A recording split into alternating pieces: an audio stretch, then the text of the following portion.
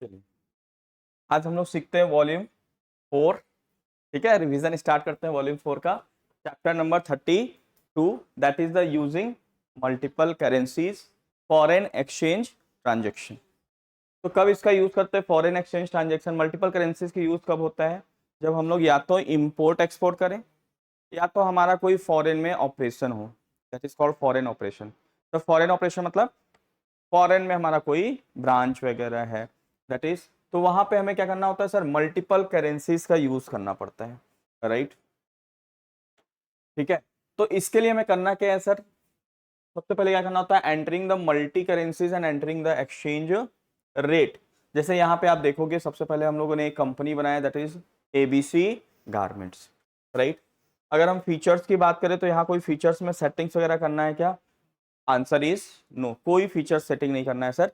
जैसे ही आप क्रिएट करके gateway of tally and create करके क्या करेंगे? करेंसी बनाएंगे। तो इसमें एक ऑप्शन पूछता है जिसमें हमें सावधानी बरतनी है। सर क्या पूछता है? ये पूछता है कि क्या आप अपने करेंट करेंसी को चेंज करना चाहते हैं क्या? Answer is no. तो रुपीज रहेगा, अपने को नया करेंसी बनाना है। क्या बनाना है? नया। तो यहाँ पे हमें क्या प्रेस करना है? Create new. तो जिस जिस करेंसी में हम डील कर रहे हैं, जैसे डॉलर में डील कर रहे हैं तो डॉलर, ठीक है, जापानीज येन में कर रहे हैं तो जापानीज येन। येन का आप लोग को बताया था कि इस तरीके से आप क्या करेंगे सर? ऑल्ट की प्रेस किए रहेंगे और न्यूमरिक पार्ट से, ठीक है, वहां से 0165 प्रेस करने के बाद ऑल्ट की रिलीज कर देंगे तो ऑटोमेटिकली कौन सा साइन आ जाएगा? जापानीज एन का आ जाएगा। ये लैपटॉप कीबोर्ड जो होता है, लैपी कीबोर्ड, उसमें ये चीज ऑप्शंस आप यूज नहीं कर पाते सर, क्योंकि उसमें ये वाला ऑप्शंस, ये दिस इज आपको 0165 किससे करना है सर? इस वाले फील्ड से करना है। यहां से आप करोगे तो नहीं होगा, राइट? ओके सर, करेंसीज हम लोग बनाएंगे। फिर लेजर यहां बना रहे हैं, RJ international, sundry debtor, sales, HSBC and forex loss. क्योंकि इस चैप्टर में केवल फॉरेक्स लॉस है तो हमने क्या बनाया है? Forex loss. अगर हमें इनकम भी होगा तो हम एक और लेजर बनाएंगे, that is the foreign forex gain. क्या बनाएंगे? फॉरेक्स गेन, इनडायरेक्ट इनकम के अंडर में। फिर यूनिट वगैरह बना हुआ है सर, स्टॉक आइटम्स वगैरह बना है। अब करना क्या है सर? ये स्टॉक आइटम बना लिया आपने। यहाँ पे ट्रांजेक्शन्स रिकॉर्ड हो रहे हैं। क्या कर रहे हैं हम लोग? हमें सिंपली क्या करना होता है सर? एंटर करना रहता है एक्सचेंज रेट। क्या एंटर करना होता है सर? पहले तो आप करेंसी बना लिया, सेकेंड स्टेप में क्या करना होगा? Exchange rate. What is the exchange rate? Exchange rate क्या होता है?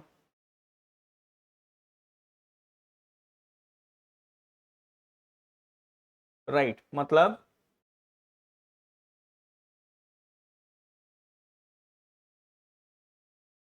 सर $1 इज इक्वल टू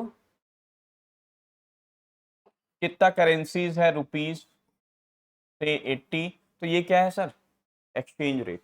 तो हमें एक्सचेंज रेट पुट करना पड़ता है। और कौन से डेट का करेंगे? सारे डेट का? नो सर, जिस डेट को हम ट्रांजेक्शन कर रहे हैं उस डेट से हमें मतलब है, और जिस डेट को हमें पैसा आ रहा है या हम पैसा पेमेंट कर रहे हैं उस डेट से हमें मतलब है। बीच के किसी भी डेट से हमें कोई लेना देना नहीं है। इसमें आपको बताया था एक होता है इंपोर्टर और एक क्या होता है? एक्सपोर्टर।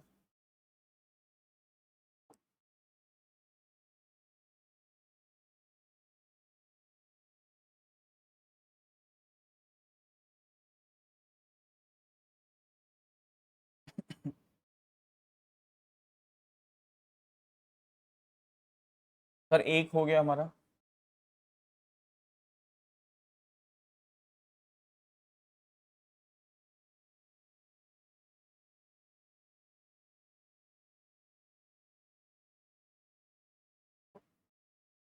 और एक क्या हो गया?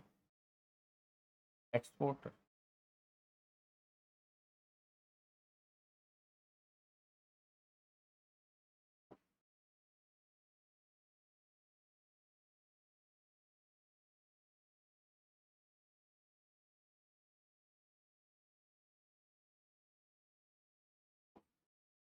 दूसरा कौन सा हो गया? एक्सपोर्टर। आप लोग को बताया था इसमें देशभक्त कौन होता है?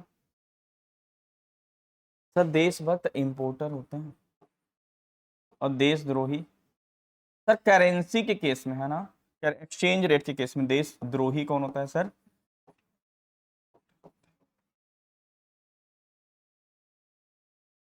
क्यों सर? ये हमेशा चाहता है कि हमारे देश की करेंसी क्या हो, स्ट्रांग हो, क्योंकि जब करेंसी स्ट्रांग होएगी तो इनको क्या होगा, बेनिफिट होगा, और जब करेंसी वीक होगा तब इनको बेनिफिट होगा। तो ये हमेशा चाहते हैं स्ट्रांग हो और ये चाहते हैं हमेशा वीक हो। आ रही बात समझ में? तो इसके लिए हम लोग इसको क्या बोलते हैं सर, देशभक्त बोलते हैं सर। इसे करेंसी स्ट्रांग होगा तो क्यों बेनिफिट होगा, 1 रुपए में 80, 1 डॉलर में, सॉरी 1 डॉलर में 80 रुपीज, और 1 डॉलर में, पहले तो ये क्लियर कर लो आप लोग, तो किस केस में हमारी करेंसी स्ट्रांग है, 1 या 2? किस केस में स्ट्रांग? नहीं नहीं, इंपोर्ट एक्सपोर्ट छोड़ दो। और सर रेट है एक दिन 1 डॉलर रुपीज 80 रुपीज, और सेकेंड डे का रेट है 1 डॉलर इक्वल टू 85। सर किस केस में हमारी करेंसी स्ट्रांग है? सर 1 वाले में। सर कैसे 80 रुपए दे के 1 डॉलर मिल रहा है, लेकिन इस केस में 85 रुपीज देंगे तब 1 डॉलर मिलेगा, मतलब ये वाला करेंसी ज्यादा स्ट्रांग। अब इंपोर्टर को करना होता है पेमेंट, मतलब उसे डॉलर खरीदना पड़ता है। क्या करना होता है? खरीदना। तो 80 रुपए देके खरीदना चाहेगा या 85 देके खरीदना चाहे? इसलिए वो हमेशा क्या चाहता है कि करेंसी क्या हो, स्ट्रांग हो। ठीक है। एक्सपोर्टर को क्या करना होता है, डॉलर बेचना होता है, फॉरेन करेंसी, उसके पास पैसा आता है डॉलर में, समझ, वो सेल करता है, पैसा आता है डॉलर में, उसे डॉलर बेचना होता है। तो वो क्या चाहेगा, 1 डॉलर बेच के 80 रुपए ले लें या 1 डॉलर बेच के 85 ले लें? सर 85। इसलिए वो क्या चाहता है, वीक के केसेस में पसंद करता है, और इंपोर्टर इसमें जाता है स्ट्रांग।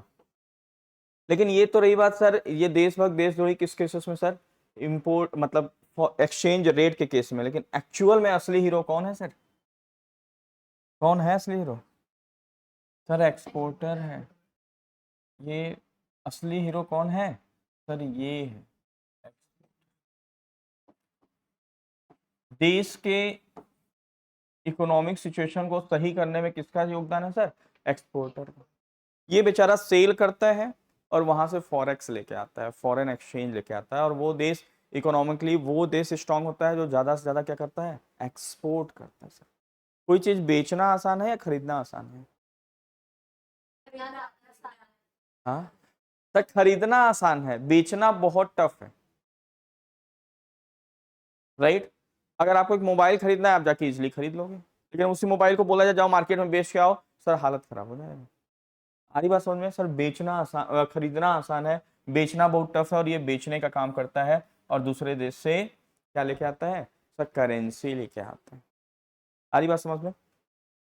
तो हमें एक्सचेंज का रेट डालना होता है सर। किस डेट का रेट डालना होगा, जिस डेट को अपन ट्रांजेक्शन कर रहे हैं और जिस डेट को रिसीट या पेमेंट हो रहा है, बीच के डेट का रेट चेंज हो कोई मतलब है? जैसे शेयर मार्केट, मान लो आपने रिलायंस का शेयर खरीदा, तो जिस दिन शेयर खरीदा उस रेट से आपको मतलब होना चाहिए, और जिस डेट को आप बेच रहे हैं उस रेट। बीच में खूब बढ़ गया चढ़ गया कोई मतलब है? मान लो 100 रुपए का आपने रिलायंस का शेयर खरीदा, या 2000 रेट चल रहा है, 2000 का शेयर खरीदा, ठीक है। कल को 1900 रुपए हो जाए, कोई फर्क आपको पड़ेगा सर? आपका तो 2000 गया। फिर नेक्स्ट डे 1800 हो जाए, कोई फर्क पड़ेगा? उसके नेक्स्ट डे 2500 हो जाए, कोई फर्क पड़ेगा? और उसके अगले दिन आपने बेचा 2300 में, सर असली प्रॉफिट एंड लॉस किससे कैलकुलेट होगा, 2300 और 2000 में। आ रही बात समझ में? जिस रेट को अपन सेल किए हैं और जिस डेट को बाई किए हैं, तो इसमें सेम केस सर, जिस डेट को हमने सेल किया उस डेट को हमारा माइंड सेट था कि भाई हम 1 डॉलर ये रेट है, अगर इतने में सेल कर रहे हैं तो इतना हमारे पास पैसे हो जाएगा, और जिस डेट को पैसा आएगा उस डेट का रेट से हमें मतलब है, बीच के डेट का सर हमें कोई भी मतलब नहीं। तो हम सबसे पहले करेंसी बनाएंगे और दूसरा काम क्या करेंगे सर, रेट ऑफ एक्सचेंज डालेंगे। क्या डालेंगे, रेट ऑफ एक्सचेंज। ठीक है।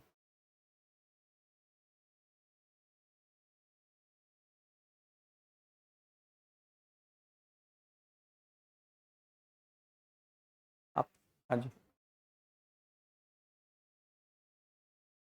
ठंडा लगने लगा। हाँ, नहा धो के आए हो? नहा धो के एक्सरसाइज करके कुछ?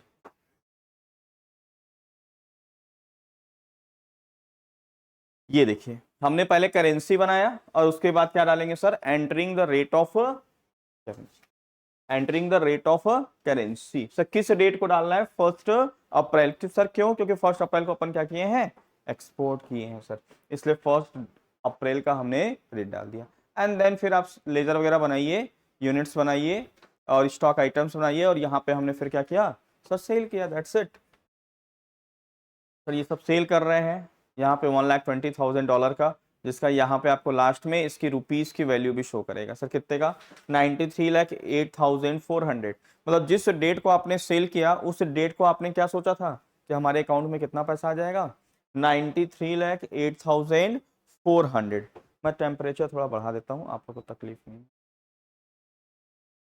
है ना, नहीं तो थोड़ा सा एक सीट, जिनको ठंडी लग रही है थोड़ा सा एक सीट पीछे बैठ जाइए, क्योंकि काफ़ी लंबा क्लास चलेगा तो स्टेमिना मेंटेन रहे, इस वजह से थोड़ा सा कूलनेस की। जिनको ठंडी लग रही है वो एसी के सामने ना बैठे, एसी के पीछे बैठ जाए, कोई दिक्कत नहीं। मधु तबीयत नहीं ठीक है क्या, तो पीछे बैठो, तो एसी के सामने क्यों बैठे हो, 2 सीट पीछे बैठो। तो जिस दिन हमने बेचा उस दिन 93,08,400, हमने सोचा उतना पैसे हमको, मनीष तुम भी बैठ जाओ, साथ निभाओ, पीछे बैठ जाओ, ठीक है सर। अब हम लोग क्या कर रहे हैं सर, 1 मई को पेमेंट आया, 1 मई क्या आया है, पेमेंट आया है, राइट सर। जिस डेट को पेमेंट आया उस डेट को रेट क्या हो गया सर, 75.85। सर करेंसी स्ट्रांग हुई या वीक हो गई, स्ट्रांग हो गई। और हमने क्या बताया था, जब करेंसी स्ट्रांग हो जाती है तो एक्सपोर्टर को क्या हो जाता है, वो कभी नहीं चाहता कि हमारे देश की करेंसी क्या हो, स्ट्रांग हो सर, राइट। तो कितने का लॉस हो जाएगा लगभग सर, 77 एंड 75 अप्रॉक्स ₹2, ₹2 85 अप्रॉक्स ₹2 का। और उसने $1,20,000 का सेल किया था, तो लगभग दो मतलब 2,40,000 का आसपास लॉस होगा।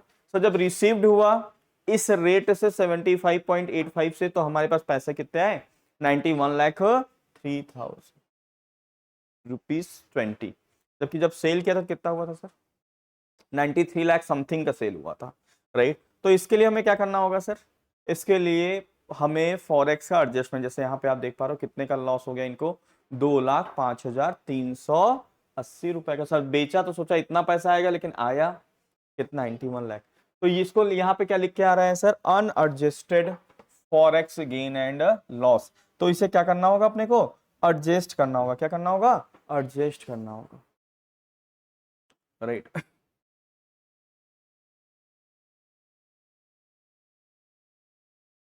यहाँ अभी भी बैलेंस शीट में भी वही चीज दिख रहा है, unadjusted forex gain and loss.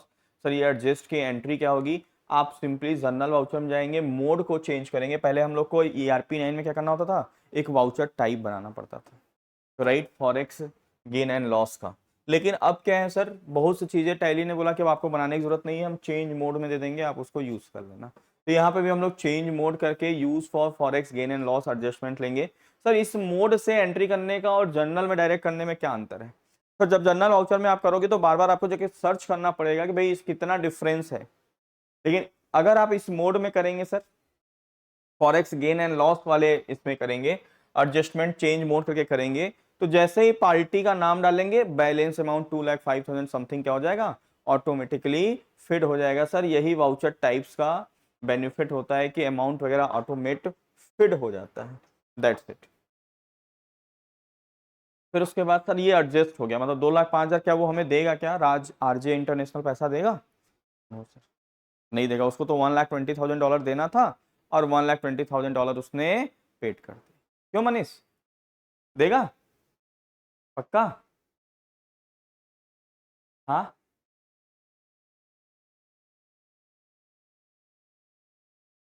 फिर उसके बाद नेक्स्ट टॉपिक क्या है sir, viewing the balance sheet in a foreign currency. Foreign currency में अगर बैलेंस शीट देखना है तो क्या करेंगे, तो बैलेंस शीट पे जाइए, अल्टर कॉलम कर लीजिए, click A alter column, and यहाँ पे करेंसी जो रुपीज रहता है वहां क्या सेलेक्ट कर लीजिए, डॉलर, क्या सेलेक्ट कर लीजिए, डॉलर। यहाँ पे रेट, तो आपको बैलेंस शीट किस में दिखने लगेगा सर, डॉलर में दिखने लगेगा, किस में दिखने लगेगा, डॉलर में दिखने लगेगा, राइट। तो सर सिंपल अगर क्रक्स हम लोग निकाले, तो फॉरेक्स मतलब मल्टीपल करेंसीज का यूज कब करना है, जब हम इंपोर्ट एक्सपोर्ट करें या हमारा फॉरेन ऑपरेशन हो। तो इसलिए क्या करना क्या पड़ेगा, कोई फीचर्स वगैरह सेटिंग करना पड़ेगा, आंसर इज नो। सर क्या करना पड़ेगा, सबसे पहले करेंसी क्रिएट करनी पड़ेगी, क्या करनी पड़ेगी, करेंसी। फिर दूसरा काम रेट ऑफ एक्सचेंज पुट करना होगा। फिर सेल परचेज करेंगे, फिर जो भी पेमेंट या रिसीट आएगा तो हम चेक करेंगे कि दोनों प्राइसिंग में क्या डिफरेंस हुआ। जिस डेट को सेल परचेज किया एंड जिस डेट को रिसीट एंड पेमेंट आया, उन दोनों में एक्सचेंज रेट में क्या डिफरेंस आया, उससे हमें गेन हुआ या लॉस हुआ, उसकी क्या करनी पड़ेगी, एडजस्टमेंट की एंट्री करना पड़ेगा, जो कि चेंज मोड करके forex gain and loss mode को सेलेक्ट कर लेंगे तो ऑटोमेटिकली अमाउंट आपका आ जाएगा। अब आता है आपका sir understanding direct and indirect expenses and income. Sir इस चैप्टर में क्या सीखने वाले हैं, तो जो कॉमर्शियल फॉर्म होते हैं वो क्या बनाते हैं, प्रॉफिट एंड लॉस अकाउंट या income and expenses account, income and expenses. जो कॉमर्शियल फॉर्म होते हैं क्या बनाते हैं, इनकम एंड, जोरदार ताली हो जाए भाई इसी बात पे। और नॉन कॉमर्शियल फर्म जो होते हैं वो बेचारे क्या बनाते हैं, प्रॉफिट एंड लॉस। उल्टी गंगा बहा रहे हो आप लोग।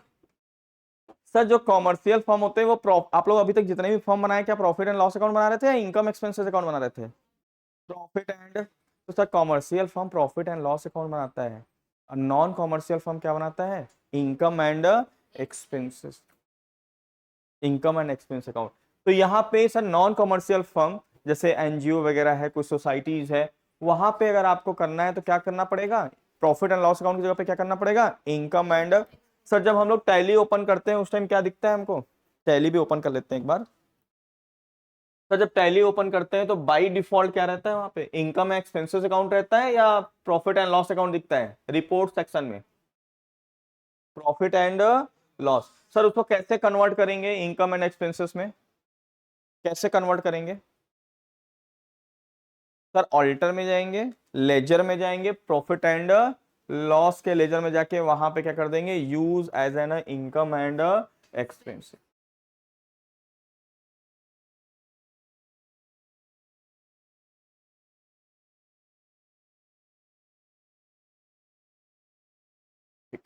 सर यहाँ पे बाय डिफॉल्ट क्या आ रहा है, प्रॉफिट एंड, लेकिन चूंकि हम लोग एनजीओ की अकाउंटिंग करने जा रहे हैं तो यहाँ हम प्रॉफिट वर्ड नहीं यूज करेंगे, क्या करेंगे, इनकम एंड एक्सपेंस। इसे सर इनकम एक्सपेंस में करने के लिए क्या करना है, ऑडिटर पे जाना है, लेजर पे जाना है, उसके बाद प्रॉफिट एंड दिख रहा है, प्रॉफिट एंड लॉस अकाउंट, उस पर क्लिक करना है आपको and use as an income and expenses account क्या कर देना है, यस कर देना है सर, राइट। इसको ओपन कर देंगे, यस, कंट्रोल ए, सेव किया and escape back. Now you will see कि यहाँ पे जो प्रॉफिट एंड लॉस अकाउंट दिख रहा था वो क्या हो गया, इनकम एंड एक्सपेंस। तो जो कॉमर्शियल फर्म होते हैं वो प्रॉफिट वर्ड यूज करते हैं, बट जो नॉन कॉमर्शियल फर्म होते हैं, एनजीओ होते हैं, वो क्या वर्ड यूज करते हैं, सर सरप्लस। क्या यूज करते हैं, क्या रिवीजन किया है आप लोगों ने। और जो लॉस वर्ड यूज करते हैं ये लोग कॉमर्शियल फर्म, तो ये क्या यूज करते हैं, सर डेफिसिट।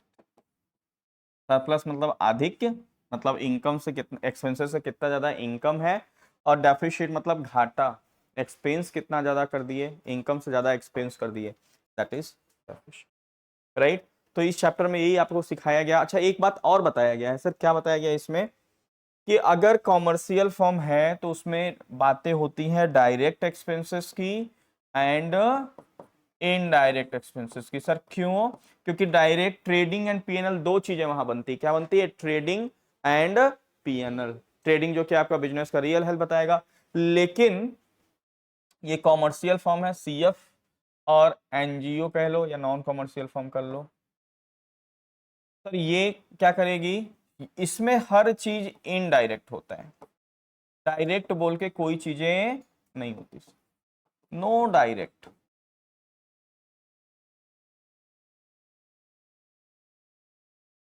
डायरेक्ट बोल के कोई भी चीज नहीं होता, इस चीज को ध्यान रखिए। इसमें डायरेक्ट भी होगा, इनडायरेक्ट भी होगा, लेकिन इसमें केवल और केवल क्या होगा, इनडायरेक्ट। हमारे पास इसका लॉजिक भी है, क्योंकि ये ट्रेडिंग वेडिंग अकाउंट नहीं बनाता, कि ट्रेडिंग अकाउंट नहीं बनाते। ठीक है, तो यही चीजें इस चैप्टर्स में बताया गया आप लोग को कि इनकम एंड एक्सपेंसेस कैसे बनेगा। जैसे आप स्कूल की अकाउंटिंग कर रहे हैं फॉर एग्जांपल, तो आपको क्या बना, कोई सोसाइटी की अकाउंटिंग कर रहे हैं तो आप प्रॉफिट एंड लॉस अकाउंट मत बना देना, क्या बनाना पड़ेगा, इनकम एंड एक्सपेंसेस अकाउंट।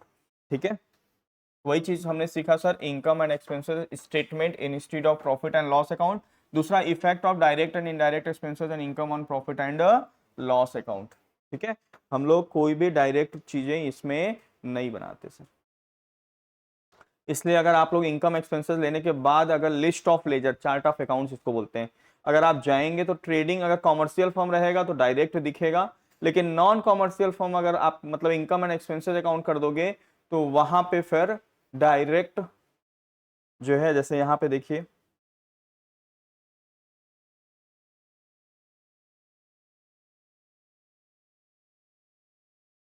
यहां दिख रहा है कुछ सर, यहां डायरेक्ट दिख रहा है, नो सर, क्योंकि ये क्या है, एनजीओ है, हमने इनकम एक्सपेंसेस को यस कर रखा है। ठीक है, और अगर मैं इसको नो कर दूं, इनकम एक्सपेंसेस को नो कर दूं, उसके बाद देखूं तो डायरेक्ट दिखेगा एंड इनडायरेक्ट। आ रही बात समझ में? बाकी ये एंट्री वगैरह है, इससे कोई आता है। Next sir, additional cost of purchase. क्या आता है, additional cost of purchase. Sir इसका मतलब क्या होता है एडिशनल कॉस्ट ऑफ परचेज?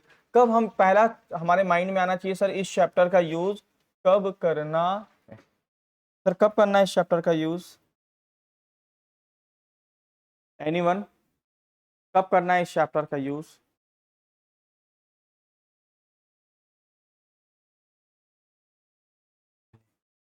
बहुत अच्छा आंसर आप लोगों ने बताया, थैंक यू सो मच, बहुत परफेक्ट आंसर। ठीक, सही बताया आप लोगों ने। एडिशनल कॉस्ट ऑफ परचेज का यूज हम लोग करते हैं कब, जब हमें क्या निकालना होता है, लैंडिंग कॉस्ट। क्या निकालना होता है, लैंडिंग। सर अगर हम एडिशनल कॉस्ट ऑफ परचेज का सिस्टम जनरेट नहीं करेंगे तो टैली हमें केवल और केवल स्टॉक समरी में क्या दिखाता है, परचेज कॉस्ट दिखाता है। क्या दिखाता है, परचेज। जबकि हमें सेल प्राइस जो डिसाइड करना चाहिए, किस पे करना चाहिए, सेल प्राइस को किस पे करना चाहिए सर, लैंडिंग कॉस्ट पे करना चाहिए। क्या किस पे करना चाहिए, लैंडिंग कॉस्ट।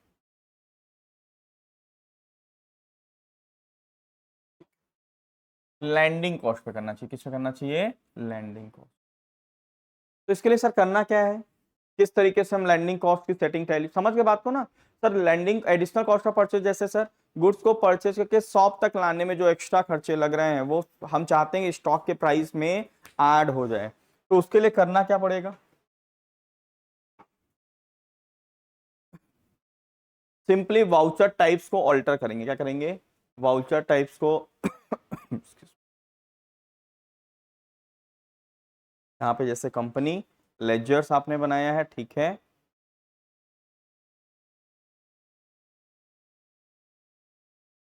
क्या करना है, इनेबल कैसे करना है इस सिस्टम को, गेटवे ऑफ टैली पे जाना है, सेलेक्ट करना है alter and voucher type, select करिए क्या, परचेज वाउचर। जैसे ये परचेज वाउचर सेलेक्ट करेंगे उसमें एक ऑप्शन आएगा track additional cost of purchase, से क्या कर दीजिए yes। तो क्या होगा सर इससे, अगर हम यस कर देंगे तो इससे ये होगा कि जब भी आप स्टॉक आइटम्स वगैरह डालोगे, राइट, जब भी आप स्टॉक आइटम वगैरह डालेंगे तो हर स्टॉक आइटम के बाद पूछेगा कि भाई इस स्टॉक आइटम को लाने में क्या एडिशनल कॉस्ट लगा है, तो आप वहां मेंशन कर दोगे यस फ्रूटी में इतना एडिशनल कॉस्ट लगा है ना, उसके बाद सोया मिल्क में इतना एडिशनल कॉस्ट लगा है। और ये एडिशनल कॉस्ट को निकालने का, जैसे हम अगर केवल एक प्रोडक्ट मंगा रहे हैं तब तो हम एडिशनल कॉस्ट इजिली निकाल सकते हैं। इस प्रोडक्ट को मान लो ये 1000 का पेन मंगाया और इसको यहाँ से यहाँ मंगाने में सर 100 रुपए खर्च हुए, तो हम इजिली इसका 100 रुपीज इसी में डिस्ट्रीब्यूट कर देंगे सर, एलोकेट कर देंगे। लेकिन अगर इसके साथ हम दो तीन आइटम्स और भी मंगाते हैं, ये भी मंगाते हैं, ये भी मंगाते हैं, ये भी मंगाते हैं, अब इन तीनों को मिला के हमारा एडिशनल कॉस्ट मान लो 500 रुपए लग रहा है, तो इसे डिस्ट्रीब्यूट करना पड़ता है। इस 500 इसमें कितना लगा, इसमें कितना लगा और इसमें कितना लगा। सर वो कैसे डिस्ट्रीब्यूट करेंगे सर, या तो वैल्यू बेसिस पे या तो क्वांटिटी बेसिस, या तो वैल्यू बेसिस पे या क्वांटिटी बेसिस पे सर, अलग अलग सिचुएशंस में। तो टैली ने क्या किया है सर दो सिस्टम है, या तो आप खुद रेशियो निकाल लो, वैल्यू बेसिस पे निकाल लो, या क्वांटिटी बेसिस पे रेशियो निकाल के आप अमाउंट को निकालो, और जैसे ही आप एंट्री करोगे तुरंत आपसे पूछेगा कि भाई इस प्रोडक्ट के लिए एडिशनल कॉस्ट कितना लगेगा, तो आप हर स्टॉक आइटम के बाद पुट कर दो, सर लेबर चार्जेज इतना, लोडिंग अनलोडिंग चार्जेज इतना, राइट। और दूसरा स्मार्ट तरीका क्या है सर, दूसरा स्मार्ट तरीका क्या है सर, एक ग्रुप बनाओ परचेस कॉस्ट क्वांटिटी वाइज और purchase cost value wise, right. Sir केवल ग्रुप बनाने से हो जाएगा, नो। उस जब आप ग्रुप ये बनाओगे तो इसमें एक ऑप्शन आएगा, method to allocate when used in the purchase invoice. तो परचेज कॉस्ट क्वांटिटी वाइज को किस में कर देंगे सर, अप्रोप्रिएट बाई क्वांटिटी, और परचेज कॉस्ट वैल्यू वाइज जो बनाएंगे तो उसमें हम लोग ले लेंगे अप्रोप्रिएट वैल्यू। फिर हम क्या करेंगे सर, जो लेजर हमने एडिशनल कॉस्ट का बनाया है, जो बाय डिफॉल्ट डायरेक्ट एक्सपेंस था, उसको बदल के अगर वैल्यू के बेसिस पे लगेगा तो परचेज कॉस्ट वैल्यू वाइज कर देंगे, अगर किसके बेसिस पे लग रहा है सर, क्वांटिटी के बेसिस पे लगेगा तो परचेज कॉस्ट क्वांटिटी वाइज। आ रही बात समझ में, बस हो गया सर। अब उसके बाद जब हम एंट्री करेंगे तो जो भी एडिशनल कॉस्ट लग रहा है उसे हमें रेशियो से निकालने की जरूरत नहीं है, वो ऑटोमेटिकली क्या हो जाएगा सर, उसी रेशियो में ऑटोमेटिकली क्या हो जाएगा, डिस्ट्रीब्यूट। तो फिर हमें बांटने की जरूरत नहीं है, ऑटोमेटिकली बट जाएगा सर, राइट। अब ये देखो 8 रुपए की चीज हमने खरीदा था किसमें, फ्रूटी मिल्क को, लेकिन ये क्या बता रहा है, 9 रुपीज 30 पैसे, मतलब 1 रुपीज 30 पैसे एडिशनल कॉस्ट ऑटोमेटिकली होके ये लैंडिंग कॉस्ट बता रहा है। क्या बता रहा है, इसको क्या बोलते हैं, लैंडिंग कॉस्ट। 8 रुपए का सामान खरीदा, एडिशनल कॉस्ट लग गया 1 रुपीज 30 पैसे, तो टोटल हो गए 9 रुपीज 30 पैसे। उसी तरीके से सोया मिल्क, आई थिंक हम लोगों ने सोया मिल्क 10 रुपए खरीदा था, यस। सोया मिल्क का रेट क्या था, 10 रुपीज, लेकिन इसकी लैंडिंग कॉस्ट कितनी बता रही है, 11 रुपीज 50 पैसे। तो इसके बेसिस पे हमें डिसाइड करना चाहिए कि इसका सेल प्राइस हम क्या रखें। सर काफी इंपॉर्टेंट चैप्टर था।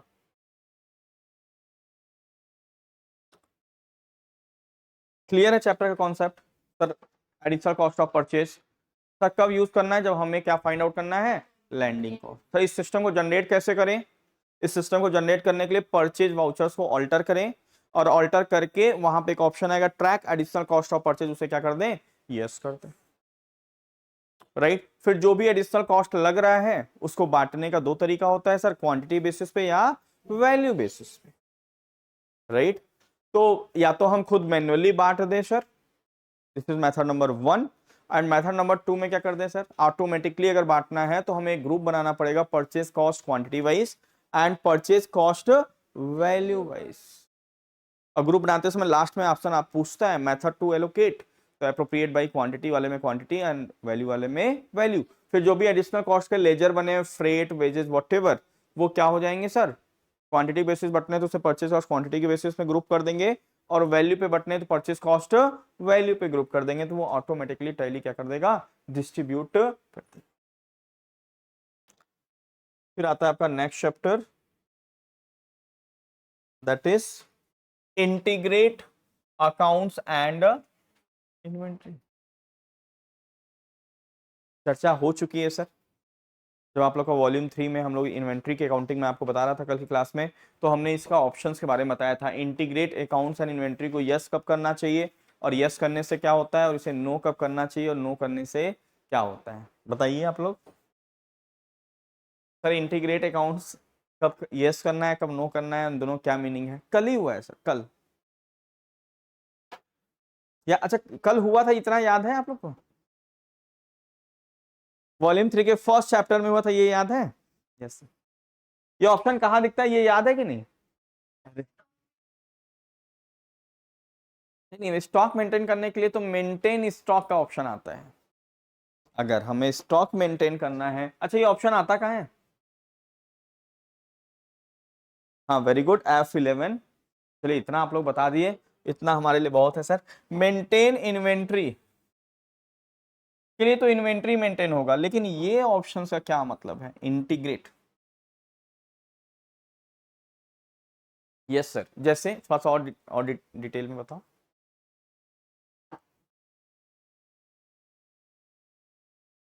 सर हम जो भी स्टॉक बना रहे हैं, Frooti soya milk whatever, sir वो वैल्यू अगर दिखाना है, तो हम इसे क्या कर देंगे, यस। लेकिन आपने वॉल्यूम 2 में सर स्टॉक की वैल्यू मतलब स्टॉक वगैरह मेंटेन नहीं किया था, अपने मन से स्टॉक का लेजर डाल के ओपनिंग एंड क्लोजिंग बैलेंस डाला था, वो वैल्यू दिखाना है तो इसे क्या करना होगा, नो। मतलब मैन्युअल स्टॉक की वैल्यू अगर आपको शो करना है मैन्युअल, तो ये ऑप्शन होना चाहिए नो, और एक्चुअल स्टॉक की वैल्यू दिखाना है तो ये ऑप्शन होना चाहिए यस। इसलिए तो इसका नाम है इंटीग्रेट करना, मतलब मर्ज कर देना, किसको, अकाउंट को, किसके साथ, इन्वेंट्री। सर कौन सी इन्वेंट्री, जो आपने इन्वेंट्री मेंटेन किया है, और उसको इन्वेंट्री जो मेंटेन किया टैली में उसको उसके साथ मर्ज नहीं करना चाहते तो इस ऑप्शन कर दीजिए no.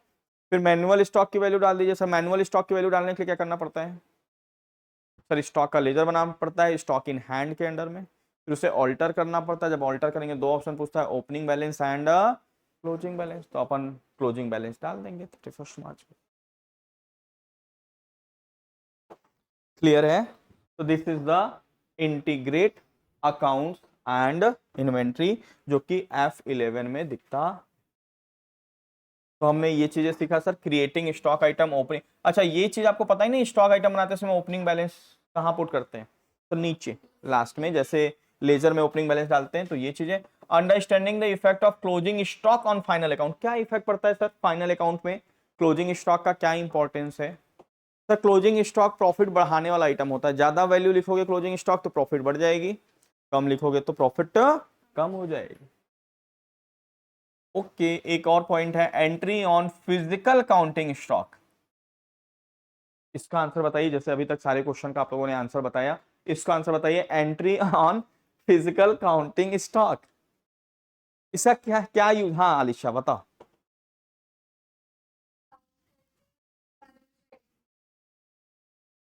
Physically, yes yes sir, हम जाके खुद, एक तो होता है हमारा टैली में अकाउंटिंग वगैरह मेंटेन, इन्वेंट्री मेंटेन कर रहे हैं, एक होता है सर हम इसको बोलते हैं स्टॉक ऑडिट बोलते हैं, सर एक्चुअल में जाके स्टॉक देखना, एक्चुअल में जाके स्टॉक देखना कि भाई हमारे गोडाउन में कितना स्टॉक है। तो मान लो हमारे टैली में दिखा रहा है 30 पीस, लेकिन एक्चुअल में 28 पीस, हो सकता है नहीं हो सकता सर, हो सकता है सर। तो दो एक्सपायर हो गए, दो चोरी हो गए, दो खराब हो गए सर, कुछ भी हो सकता है सर। तो हमें फिर 28 डालना चाहिए अपने टैली में या 30 डालना चाहिए, तो 28 डालना चाहिए। तो उसके लिए हम लोग क्या करेंगे सर, फिजिकल स्टॉक की एंट्री करेंगे सर। दर्शन करा देता हूँ कैसा वो दिखेगा आपको।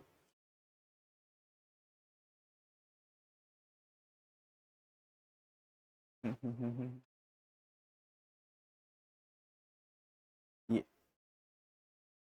Gateway of tally vouchers and physical stock vouchers में जाके, जैसे ग्रैप्स 30 kg था लेकिन एक्चुअल में कितना था वहां पे 28, इसे हमने कन्वर्ट कर दिया 28। सर इससे क्या बेनिफिट होगा, स्टॉक वैल्यू जो 30 kg था उसकी जगह पे कितने वैल्यू आ जाएगी, 28 आ जाएगी।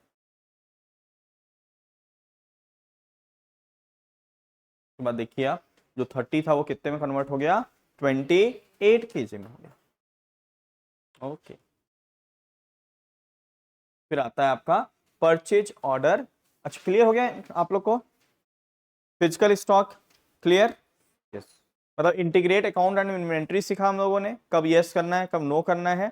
दूसरा फिजिकल मैन्युअली कैसे स्टॉक की वैल्यू डालना है वो सीखा, एंड फिजिकल स्टॉक की एंट्री कैसे करना है वो सीखा। अब हम लोग सीखते हैं sir next chapter 36, purchase order processing. Purchase order generate करना मतलब सर पीओ, इसको लोग क्या बोलते हैं प्यार से, पीओ। हाउ और परचेज ऑर्डर प्रोसेसिंग, सर कब इसका यूज है। मैं चाह रहा हूं ना कि आप लोग का भी आवाज आए, जिससे हमारे जो ऑनलाइन वाले बच्चे या वटेवर जो हैं उनको, लेकिन एक चीज ध्यान रखिएगा आप लोग, इसको यूज करने के बाद तुरंत क्या कर देना है, यहाँ पावर बटन दिया है, क्या दिया है, इसे क्या कर देना है ऑफ, नहीं तो हो सकता है ये बैग कुछ और ऐसे लेगा नहीं, बट हो सकता है। मैं इसमें कोई भी इस वीडियो में रिस्क नहीं लेना चाहता सर, क्योंकि काफी लंबा वीडियो और कभी कभार बनता है आफ्टर कोर्स कंप्लीशन, है ना। तो इसको सिंपली क्या करना है, बोलना है सिंपली से, ऑन करना है, ये माइक महोदय आपको एक ग्रीन सिग्नल देंगे, मतलब यू आर ऑन, एंड यहीं इसको कुछ देर प्रेस करके रखना है, ऑफ, राइट। ऑन करना है तो कुछ देर प्रेस करके रखना है, राइट। तो उनको दीजिए आप, क्या नाम आपका? क्या? अलंकृता, यस अलंकृता, बोलो। नहीं नहीं, अच्छा है, बोलो बोलो, ट्राई करो। 5 लाख तो बोलिए, आराम से, कोई दिक्कत नहीं, आराम से पार्टिसिपेट करेंगे, कोई दिक्कत नहीं, डरने का कुछ नहीं कि सर गलत होगा सही होगा, चलेगा। सर कब पीओ हम जनरेट करते हैं? सर पीओ जब हम तब जनरेट करते हैं जब हमें अपने गुड्स मंगाने रहते हैं बल्क अमाउंट में, हमें कितने स्टॉक चाहिए, कितना मेंटेन करना है, कितनी क्वांटिटी चाहिए, हम ये सब बताते हैं। राइट। सर परचेज ऑर्डर का, परचेज ऑर्डर हमें पीओ कब अच्छा, और कोई बताना चाहेगा? और किसी के मन में? ठीक है, जिसको भी चाहिए माइक ले सकता है, ठीक है, बट माइक ऑन करेंगे और इंस्टेंटली ऑफ करना नहीं भूलेंगे, ठीक। तो पीओ कब होता है सर? हमें कंफर्मेशन के लिए। जैसे आप आए, बोले भाई सर हमको ना 10,000 मैट्रिक टन आयरन चाहिए, हम ये प्रोडक्ट बना रहे हैं, आयरन चाहिए, क्या रेट? हमने बोला ये रेट, उसने बोला ये डील, ठीक है, डन करते हैं, ठीक है। मान लो उनको सरिया, सरिया समझ लो, बार जिसको बोलते हैं, ठीक, वो चाहिए सर। हमने ऑर्डर ले लिया सर कि ठीक है हम बना देंगे, लेकिन हमें कंफर्मेशन तो चाहिए ना। मतलब हमने 10,000 मैट्रिक टन बना रहे हैं, अब मतलब 5-6 हज़ार मैट्रिक टन बन चुका है, उसके बाद आपका फोन आता है सर वो कैंसिल करना है, नहीं चाहिए सर। आपको अगल बगल वाला कोई कम रेट में दे दिया, नहीं चाहिए। तो हम फंस गए कि नहीं फंस गए इतना पैसा लगा के? आरी बात समझ में? तो हम क्या बोलेंगे, तो जब भी बल्क क्वांटिटी में डील होता है ना, तो पीओ लेना पड़ता है। सप्लायर क्या मांग लेता है? पीओ। अब आप बदल नहीं सकते सर, क्योंकि आपने क्या दिया है, ऑफिशियली ऑर्डर दिया है। अगर आप कुछ भी गलती करते हो या कुछ मना करते हो ऑर्डर से, तो कंपनसेशन देना पड़ेगा, ऐसे आप इजीली उस एग्रीमेंट से बाहर नहीं निकल सकते। तो पीओ सर एक तरीके की कंफर्मेशन है, सप्लायर कंफर्मेशन लेता है आपसे, राइट। कंफर्मेशन आपसे लेता है कि हमें सर पीओ दे दीजिए। जैसे मैंने एक बार, जब हमारी, अब तो बुक मेरी टैली की यहीं छपती है, पहले हम लोग मुंबई में छपवाते थे, तो जब 10-5 पीस हम लोग मंगाते, छपवा के मंगवाते थे, 10 सेट 20 सेट, तो पीओ यू नहीं देता था। तो फिर मुझे लगा यार हर बार 10 सेट मंगाओ, फिर खत्म हो जाता है, फिर ट्रांसपोर्टेशन में इतना टाइम लगाता है। तो हमने 200 पीस का ऑर्डर दिया कि इस बार 200 पीस दे दो, पूरे साल का झंझट क्या हो जाएगा। तो उसने क्या मांगा कि सर ठीक है हम दे देंगे, लेकिन आप हमें एक पीओ जनरेट करके दीजिए, राइट, जिससे वो प्रिंटिंग और पैकिंग करना अपना चालू करें, एंड देन फिर सप्लाई करें, ठीक है। तो sir PO just like a confirmation, और इसकी एंट्री कैसे होती है sir? Just like a purchase voucher की तरह होती है। पीओ, आप परचेज ऑर्डर वाउचर्स ओपन कर लीजिए, एंड उसकी एंट्री सेम किसकी तरह होती है सर? जैसे परचेज की एंट्री करते हैं, वैसे सेम परचेज ऑर्डर का होगा। सर डिफरेंस क्या है दोनों में? Sir PO just a reporting part के लिए सर, इसका अकाउंट से दूर दूर तक कोई रिश्ता नहीं है, इसका अकाउंट पे कोई प्रभाव नहीं पड़ता, ना तो स्टॉक बढ़ जाता है ना तो पार्टी बढ़ती है सर। ये जस्ट क्या है सर? रिपोर्टिंग मैनेजमेंट का पार्ट है। This is just a information, not a transaction. तो ये हम करते तो पीओ की एंट्री कर तो रहे, लेकिन इसका इंपैक्ट अकाउंट पे नहीं पड़ेगा। सर कब पड़ेगा? जब हम परचेज की एंट्री करेंगे। किसकी करेंगे? परचेज की या सेल्स की, उसका इंपैक्ट पड़ेगा, ऑर्डर का इंपैक्ट नहीं पड़ेगा। और पीओ सर जनरेट करने से क्या होता है सर? हम रिपोर्ट देख पाते हैं। कितने टाइप्स का रिपोर्ट देता है सर? 3 टाइप्स का। बाई डिफॉल्ट एक ही रिपोर्ट देता है सर, परचेज ऑर्डर आउटस्टैंडिंग। क्या देता है? Purchase order outstanding. या ये goods receipt but order not sent रहता है तो भी आ जाता है सर। ये वाला नहीं देता परचेज ऑर्डर क्लियर, क्योंकि हम ये रिपोर्ट देखते हैं किस लिए, कि कौन कौन सा ऑर्डर अभी भी पेंडिंग है, तो ये दिखाता है। अगर अपने को ये भी देखना है परचेज ऑर्डर क्लियर, तो F12 करके show the purchase order clear को क्या कर देंगे? यस, तो 3 लाइन में रिपोर्ट दिखेगा। एक आएगा परचेज ऑर्डर आउटस्टैंडिंग। सर इसका मतलब हमने पीओ तो दे दिया, लेकिन अभी तक गुड्स नहीं आया, right. That is called purchase order outstanding. And purchase order clear मतलब सर ऑर्डर दिया और गुड्स भी आ गया। और goods recede but order not send मतलब तो हमने ऑर्डर दिया नहीं, उसने एक्स्ट्रा गुड्स भेज दिया। जैसे यहाँ 20 पीस था, ऑर्डर दिया था 220 का, लेकिन आ गया कितना? ऑर्डर दिया 200 का, आ गया कितना? 220। तो -20 बैलेंस दिख रहा है, मतलब एक्स्ट्रा आ गया। क्या हो गया? एक्स्ट्रा आ गया। तो इस तरीके से सर हम लोग रिपोर्ट देख सकते हैं। अब जो जो ऑर्डर मेरा नहीं आया है उसको हम लोग फोन करके बोल सकते हैं, भाई साहब इसका ऑर्डर ड्यू हो चुका है, अभी तक आपने गुड्स नहीं भेजा है। Okay sir. कल मैंने यूट्यूब का लिंक भेज के गलती कर दिया क्या? हाँ, कल हमने यूट्यूब का लिंक भेज के गलती कर दिया क्या? तो बच्चे आधा से ज्यादा गायब हो गए। कौन? कल? कल कैसा अच्छा, गणेश विसर्जन जी का? हाँ हाँ, कहाँ से कहाँ पे गया है जाके? हाँ, घड़ी चौक तो झांकी जो। तो गणेश जी की प्रतिमा जो बैठाए रहते हैं वही बैठा के लेके जाते हैं, या वही लेके जाएंगे? हाँ, वो तो सजा देते हैं, लाइट वेट में देखा हूँ, लेकिन फिर उसको विसर्जन कब करते हैं, वहां से लेके आएंगे? ऐसा? क्या प्रतियोगिता कंपटीशन रहता है ना मन। अच्छा, तो उसको झांकी लगाने के बाद फिर लौटेंगे तो फिर जाके विसर्जन करेंगे। अच्छा, बाहर के लोग भी आ जाते हैं? ऐसा? पुरस्कार भी मिलता है जिसका सबसे बेस्ट रहता है? हाँ, बड़ा ही ना, ऐसा? भी लोग रहते हैं, एक मुना कौन कौन, आप लोग भी गए थे? गए थे? कितने देर तक थे वहां? 11:30? और उसके बाद भी आगे क्लास करने? नंबर चालू हो गया था। अच्छा,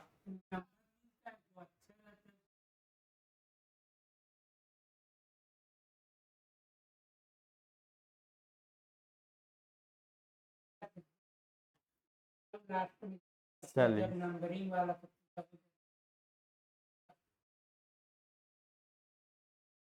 कि मैं दूर मतलब भीड़ से थोड़ा सा अवॉइड करता हूँ, भीड़ भाड़ की जगह पे।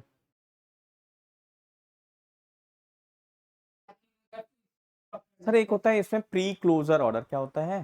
Pre close order. सब प्री क्लोज ऑर्डर मतलब जहां पे हम ये रिपोर्ट देखते हैं, यहीं पे सर ऑप्शन ऑल डब्ल्यू का आता है, जिसपे प्री क्लोजर ऑर्डर का ऑप्शन एक कॉलम आ जाता है। तो प्री क्लोजर ऑर्डर मतलब अगर आपका कोई ऑर्डर ड्यू है, अभी तक नहीं आया है, तो आप क्या कर रहे हो? प्री क्लोज कर रहे हैं। मतलब गुड्स आने के पहले उसे हम क्या कर रहे हैं? प्री ऑल डब्ल्यू किया, एक कॉलम और आ जाएगा सब प्री क्लोज क्वांटिटी। आप जितना चाहे उतना क्या कर सकते हैं? क्लोज कर देते हैं। इसका मतलब आपने सामने वाले को बोल दिया कि भाई साहब हमें गुड्स नहीं चाहिए, आप ऑर्डर कैंसिल कर दीजिए। फिर उसको हम रीओपन भी कर सकते हैं। क्या कर सकते हैं सर? मान लो सामने वाले ने रिक्वेस्ट किया कि नहीं सर अभी ऑर्डर आप क्लोज मत करिए, ठीक है, इस बार डिले हो गया लेकिन नेक्स्ट टाइम ऐसा नहीं होगा, तो हम उसे क्या कर सकते हैं? रीओपन भी कर सकते हैं। यहाँ पे जैसे जो प्री क्लोज का ऑप्शन दिख रहा है 100 पीस लिखा हुआ था, उसे क्या कर सकते हैं सर? जीरो कर दिया, मतलब प्री क्लोज क्वांटिटी जीरो हो गई, तो हम लोग इसको रीओपन भी कर सकते हैं। Ageing analysis of purchase order कर सकते हैं सर, राइट। एजिंग के लिए ऑलरेडी आपको पता है, इसका शॉर्टकट की क्या है? F6। सर एजिंग मतलब कि कौन सा ऑर्डर कितने दिन पुराना हो चुका, आप उसको एजिंग एनालिसिस कर सकते हैं सर, एज निकाल सकते हैं, ठीक है। परचेज ऑर्डर का प्रिंट सिंपल है सर, परचेज ऑर्डर को ओपन करिए एंड कंट्रोल P करके आप परचेज ऑर्डर को प्रिंट ले सकते हैं। नेक्स्ट आता है sir chapter sales order processing. अच्छा, परचेज ऑर्डर प्रोसेसिंग बिल्कुल क्लियर हो गया ना? तो परचेज ऑर्डर प्रोसेसिंग के लिए कब करते हैं सर? जब बल्क क्वांटिटी में बेसिकली लोग बाई करता है, ठीक है। तो जो सप्लायर होता है, मतलब जो सेलर होता है, वो कंफर्मेशन लेता है पीओ के रूप में कि आप हमें पीओ दे दीजिए, जिससे हम प्रोडक्शन करना चालू करें और हम लोग के बीच में एग्रीमेंट बना रहे हैं, राइट। तो पीओ में हम एंट्री कर सकते हैं सर, उसका कोई शॉर्टकट है ऑल्ट F9 या कंट्रोल F9, आप लोग देख लीजिएगा, उस टैली में प्रेस करके पीओ की एंट्री कर सकते हैं। पीओ का कोई भी इंपैक्ट अकाउंट में नहीं पड़ता है। पीओ के फिर ये मेंटेन करने से रिपोर्ट देख सकते हैं, इसमें 3 लाइन्स का रिपोर्ट दिखता है। पहला कौन सा? परचेज ऑर्डर आउटस्टैंडिंग, दूसरा परचेज ऑर्डर क्लियर, तीसरा goods received but order not. Okay, फिर आता है sir sales order processing. Sir ये सेम चैप्टर्स है, जैसा पीओ है वैसे एसओ है सर। सर डिफरेंस क्या है दोनों में? सर पीओ कौन देता है? जैसे बायर दिया तो वो जो सेलर है उसके लिए वो क्या कहलाएगा? सेल्स ऑर्डर कहलाएगा। वो भी मेंटेन कर लेता है, जिससे उसे ये पता रहता है कि भाई कितना कितना सेल्स ऑर्डर आउटस्टैंडिंग है, हमें गुड्स सेल करना है, डिस्पैच करना है, कितना हमने क्लियर कर दिया और कितनी बार हमने ये कर दिया, गुड्स सेंड कर दिया लेकिन अभी ऑर्डर रिसीव्ड नहीं हुआ है, जिससे हम उसको बोल देंगे भाई साहब आप ऑर्डर दीजिए, हमने गुड्स भेज दिया लेकिन अभी तक आपका ऑर्डर नहीं आया है। तो सेम चैप्टर है, ठीक है। जो बंदा पीओ रिसीव कर रहा है सेलर, वो अपने टैली में क्या एंट्री करेगा? Sales order. बायर क्या एंट्री करेगा? Purchase order. सेलर क्या एंट्री करेगा? Sales order.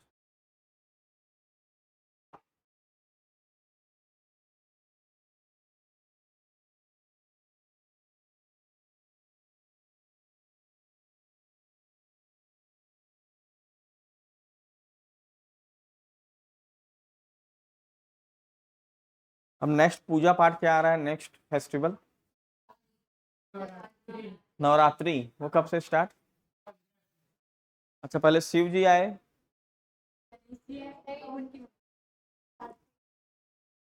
नहीं मतलब वो उतना अभी, कार्तिकेय भगवान माफ करना, मतलब अभी वो उतने प्रचलित। ओणम वाले लोग अच्छा उड़ीसा वाले करते हैं, नहीं, ओणम केरला वाले। अच्छा केरला केरला वाले करते हैं। हाँ,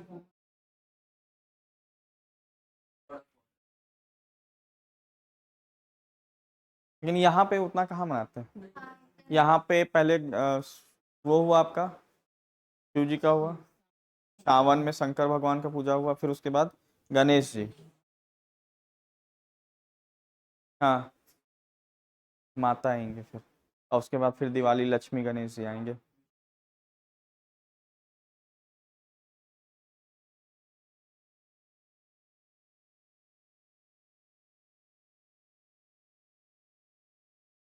तीन महीना नींद में कौन आ जाता है? कौन?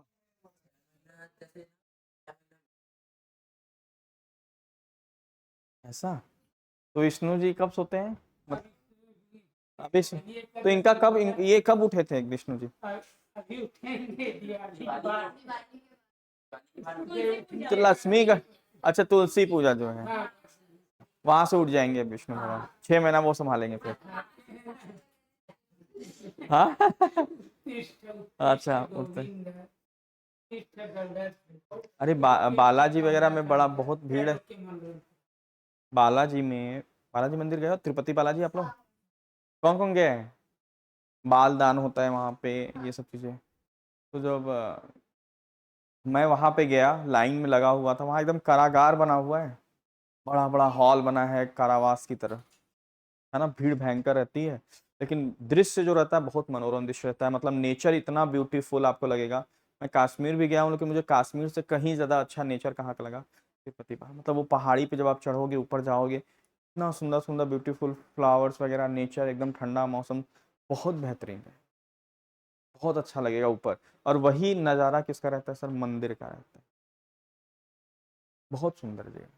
वो तो हिम्मत हार जाते हैं, मतलब जाते हैं फिर एक दो कारावास गए, फिर उसके बाद शायद 18 गेट या समथिंग कुछ ऐसा रहता है।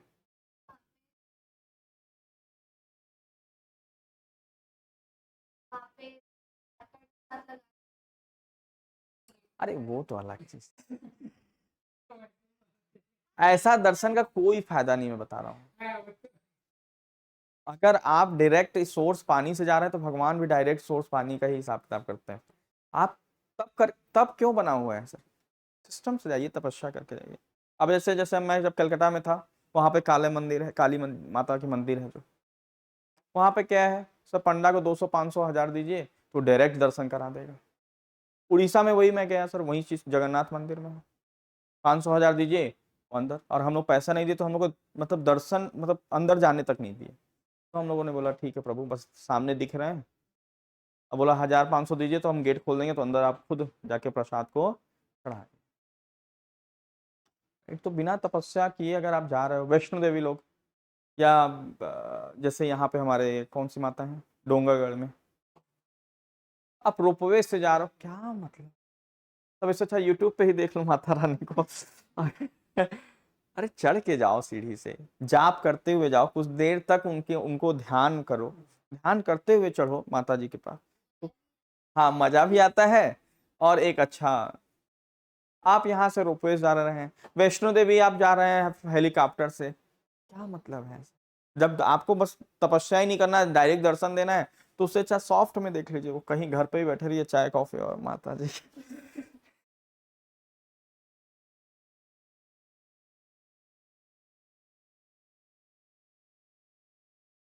हाँ, अगर आपके बॉडी में हेल्थ में कुछ इश्यू है सर, तब फिर आप हेल्प लीजिए, अच्छी चीज है। लेकिन नवयुवक होके चढ़ सकते हैं, तपस्या कर सकते हैं, और आप इन सब चीजों का हेल्प,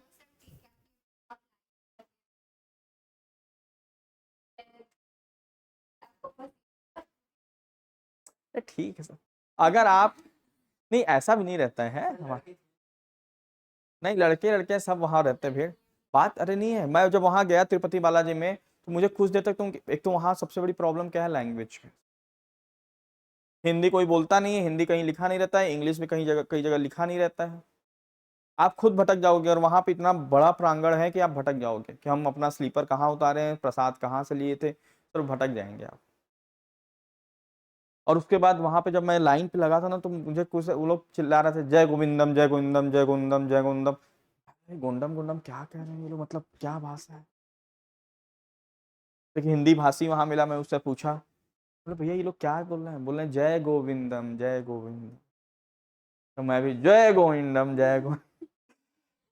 सर समझ में नहीं आता, भाषा ही नहीं। अब मैं क्या, मेरे दिमाग में चल रहा था कि कुछ सर उधर का लोकल लैंग्वेज होगा जो अपन पकड़ नहीं पा रहे हैं सर, तो टोन का अंतर रहता है। ऐसा नहीं है, हमारा इंडिया अब सुधर गया है इन सब चीजों से, बस थोड़ी बहुत और दिक्कत है, वो धीरे धीरे लोग डेवलप हो रहे हैं, अब वो स्थिति नहीं है, पहले होता था।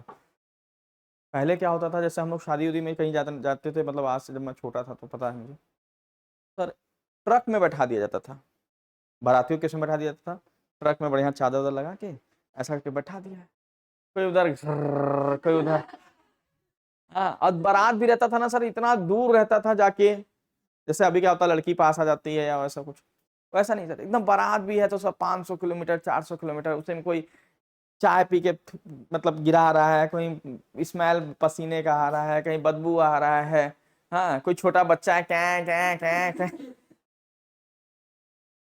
अब वो सिस्टम खत्म हो गया, अब थोड़ा सा लोग,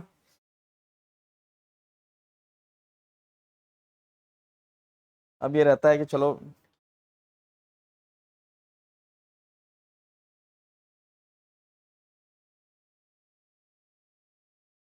मुझे बस एक ही तकलीफ यहाँ पे होती है, यहाँ पे ना अभी भी, मतलब शहर तो अच्छे अच्छे हो रहे हैं सर, एक एक चीज यहाँ पे क्या ध्यान दे रहे हैं, मतलब मैं देखा ब्रिज जो बना रहे हैं एकदम बढ़िया, क्या उसकी लाइटिंग वाइटिंग, ब्रिज, अरे मेरे भाई ब्रिज की लाइटिंग बाद में देना, पहले शौचालय, और जो सबसे बड़ी समस्या है कि शौचालय कम से कम होना चाहिए, और साफ ऐसा सिस्टम होना चाहिए जो कि अगर हम उम्मीद करता है गवर्नमेंट कि आम जनता लेट बाथ का यूज करे, जैसे होता है ना मूवेबल लेट एंड बाथ, जो गवर्नमेंट ने लगाया अभी, लेकिन वो एक्सपेक्टेशन कर रहा है कि पब्लिक आए और वो फ्लैश बटन दबाए और अच्छे जैसे घर का साफ सफाई रखता है वैसा रखे, तो वो संभव, तो उनको ऐसा सिस्टम करना चाहिए, सेंसर वाला सिस्टम होना चाहिए उसमें, कि कोई यूज करे चाहे ना करे, जैसे आजकल ट्रेन में देखोगे अच्छे अच्छे ट्रेनों में और सारी व्यवस्थाएं अच्छी रहती हैं, फ्लश वगैरह ऑटोमेटिकली हो जाता है। जैसे अभी मैं हल्दीराम में गया था सर, आपके तेली बांधा के सामने हल्दीराम खुला हुआ है, वहाँ जब मैं खाना खाया तो नल जो देखा मैं, एकदम ऐसे सेंसर वाला एकदम मरोड़ कोई दिया है। अब क्यों, कोई सोचा होगा पानी आ कैसे नहीं रहा है, मतलब अरे सेंसर भैया, हाथ डालोगे तब पानी आएगा, अब उसको घुमाए पड़े हैं उसको, अरे आ कैसे नहीं रहा, कोई पूरा दम लगा दिया। खत्म हो गया। अरे भाई साहब वो सेंसर है वहां पे, ऐसे हाथ डालोगे तो ऑटोमेटिकली, तो ये क्या है सर, कभी गंदगी होगा यहाँ पे सर, कभी गंदगी नहीं है, सेंसर है सर। पूरा नल देख रहे हैं, नल चमक, लेकिन पूरा नल की स्थिति सर वो खराब कर दी है। फिर मुझे नहीं पता था कि क्या नाम है उसको, क्या बोलते हैं, आई डोंट नो, जो जिससे गर्म हवा निकलता है उस मशीन को क्या बोलते हैं, हाथ, हाँ ड्रायर करने की, तो वो ड्रायर था, मुझे नहीं, मैं नहीं देखा, लेकिन मेरी बेटी देखो 7 साल की, वो तुरंत ऐसे, हम लोग इतना यूट्यूब देख लेते हैं सब कुछ, तुरंत टिश्यू पेपर निकालना, तुरंत हाथ डालना टिश्यू, मैं बोला वो ऐसे की तो आवाज आया सट से, ये आवाज आती है। मैं अभी तक एयरपोर्ट पे ही वो सिस्टम देखा था, बहुत रेयर, या आप तो मॉल वगैरह में बहुत जगह मिल गए हैं, लेकिन रेस्टोरेंट वगैरह में ऐसा कम देखने को मिलता है कि रेस्टोरेंट वगैरह में ये सब चीजें हैं। तो वो ऐसे कि घर से आवाज है, मैं डरा कि अरे क्या तो देखा कि वो हाथ, मैं बोला क्या स्मार्ट है, अपने को तो कुछ पता ही नहीं था इस एज में कि ये सब चीज भी बोल के कुछ होता है।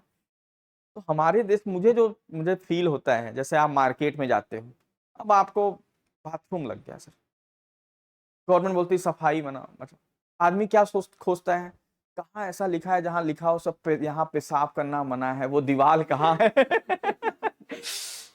अगर आपको किसी से दुश्मनी निकालनी हो, उसे घर के पास लिख दो यहाँ पेशाब करना मना है देखो फिर अरे क्यों, अब गलती किसकी है सर इसमें?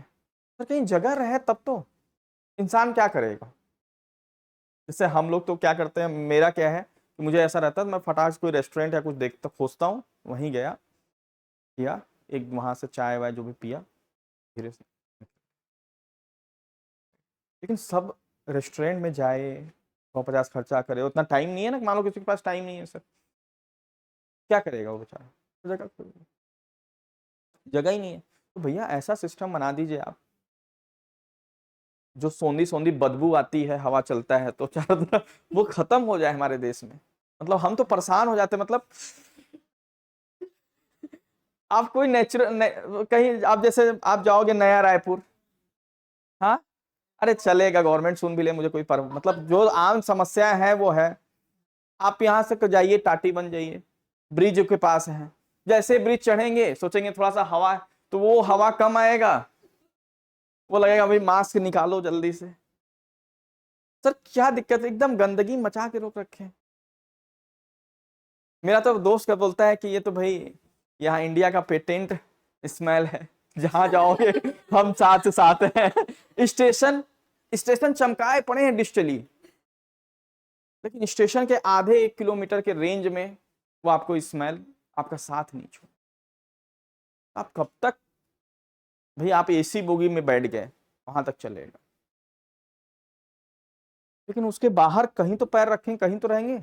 ऐसा नहीं कि ऊपर आकाश से आए और एसी बोगी में बैठ गए और वहां से निकले, तो वो जो, उस पर किसी का ध्यान नहीं है सर। गवर्नमेंट बस ठेका दे दिया, कुछ लोग बना भी दिए उसको, कौन सा वो बोलते हैं जो पायलट लेड बाथ, स्टील टाइप की जो बनती है, देखे होगे कई जगह रखी थी, फिर खराब हो गया सर, खत्म हो गया सिस्टम। उसमें घुसोगे तो इससे होगा भैया मर जाएगा, मतलब उसमें कभी अगर घुस गए आप एक बार खोल के, जो लगी हुई है कई कई जगह पे ऑटोमोबाइल्स लेड बाथ, तो अगर आप घुस गए, या जो पब्लिक प्लेस है, गवर्नमेंट क्या क्या सीमेंट का ऐसे ऐसे बना दिया, एक खूब नल डाल दिया जो जिंदगी भर खराब ही रहता है सर। जैसे बस स्टैंड पे जाइए, आपको सार्वजनिक वो मिल जाएगा, आप सोचेंगे यार वहां पे जाके करना है, इससे अच्छा भैया कहीं खुले में जाके देख लो व्यवस्था, उसमें इतनी गंदगी रहे। नहीं, अगर हो जाए तो बहुत अच्छी चीज है, लेकिन हो सकता है आप शहर में या कुछ जगह पे ठीक है, लेकिन ऑलमोस्ट जगह पे क्या रहता है सर, इतनी गंदगी रहती है कि पूछो मत। हाँ बस कुछ दिन का रहेगा। अब गवर्नमेंट धीरे धीरे अवेयर हो रही है, जैसे देखोगे आप बहुत से पब्लिक प्लेसेस में, जैसे आप मॉल में जाएंगे, लोग मॉल में क्यों जाते हैं, कितना अच्छा सफाई रहता है, ऐसा क्यों, प्राइवेट लोगों के हाथ में है सिस्टम। डेली क्या हो रहा है सर, एकदम नीट एंड क्लीन रह रहा है, बाथरूम भी नीट है, वहाँ क्या, वहाँ पे पब्लिक नहीं जा रहा है, जा रहा है सर, लेकिन वहाँ सब सेंसर वाला सिस्टम उन्होंने लगा रखा है, सारा चीजें मेंटेन है, कोई दिक्कत नहीं है। थिएटर में जाइए कोई दिक्कत नहीं है सर, लेकिन ये पब्लिक प्लेसेस में जाएंगे, जो चौक चौराहे पे उन्होंने जो लेट बात बना रखा है थोड़ा बहुत, वहां जाएंगे आपका हालत खराब हो जाएगा।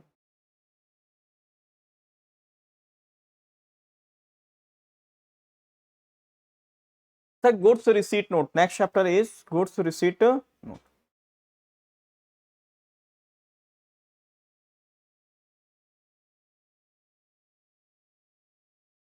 हालांकि ये आम जनता की भी जिम्मेदारी है इसको सफाई रखे, लेकिन सर संभव नहीं है वो। हम्म, नहीं लेना, नहीं समझे ना, जैसे हमें कुछ चीजें समझना चाहिए। आप छोड़ो सर, पब्लिक प्लेस छोड़ो, आपका घर का बाथरूम अगर वो 2 3 4 फैमिली यूज करने लगे, सिंगल यूज करेगा तो वो नीट एंड क्लीन रहेगा। 3 4 लोग रहेंगे सर, संभव नहीं है सर। वो हो जाता है वो करे वो करे वो करे वो करे, हम क्यों करें? गंदा होना ही होना है, गंदा होना ही है, उसको कोई रोक नहीं सकता है। आप सोचो कि हम गवर्नमेंट बना दे और पब्लिक से एक्सपेक्टेशन करे कि जो आएगा वो, पता चला हम कर रहे हैं सर, तब तक उधर बस का हॉर्न आ गया, पे पे पे, अरे भागा वो गोरू आधा करके सर, अभी भाग गया। अब जब दूसरा आदमी करने आया, अब वो नाक में एकदम, मजबूरी है सर, कर रहा है। तो जब पहला वाला साफ नहीं किया तो दूसरा उम्मीद साफ करेगा, बोलेगा अरे गंदगी, वो भी चल देगा सर। लेकिन अगर सेंसर रहेगा, वो जैसे ही आदमी मान लो भगा, सेंसर काम किया, पानी साफ हो गया सर, दोबारा दूसरा साफ हो गया सर, कोई दिक्कत ही नहीं है। आप बस स्टैंड पे देखिए, वहां लोग, मैं देखता हूँ जैसे हम लोग हर तरफ जो छोटे छोटे, मतलब रायपुर, फिर भी मैं रायपुर का कभी यूज नहीं किया हूं मैं बस स्टैंड, लेकिन सर छोटे छोटे जगह पे क्या है, ऐसा सीमेंटेड बना दिए हैं, और ऊपर नल लगा है, वो भी टूटा फूटा, यूज नहीं रहता सर, पानी भी टंकी पे नहीं रहती है ना। अब मान लो पानी भी है, लोग थोड़ा सा किया इधर गाड़ी पे पो पो हारा में भगे छोड़ के एकदम